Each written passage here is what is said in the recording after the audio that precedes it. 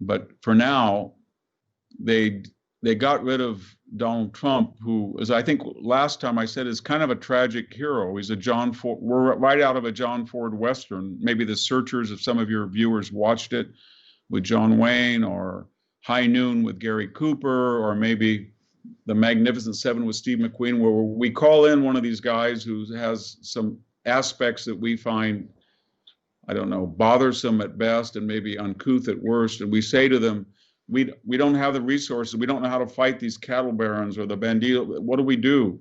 And he said, I'll take care of it. And he takes care of it. And the better he does, the happier we are, and the more relieved that he's going to ride off into the sunset.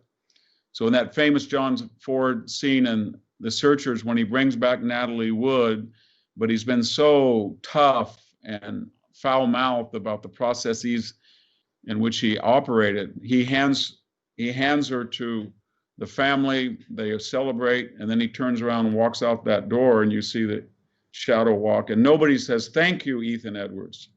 Just like Gary Cooper throws down the badge, and nobody says, "Thank you, Marshall Kane. You got rid of all of our problems. Thank you." And that's kind of where we are.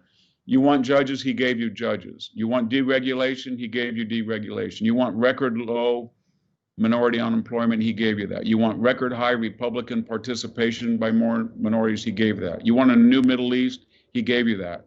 You want to defang Iran, he's doing that. You want to confront China, he did it. You want to change the tax code and favor investment, he did it. But he did it in such a fashion that now that it's happened, a lot of the people on the Independent did not come out and support him. And they think, you know what? It's time for him to go.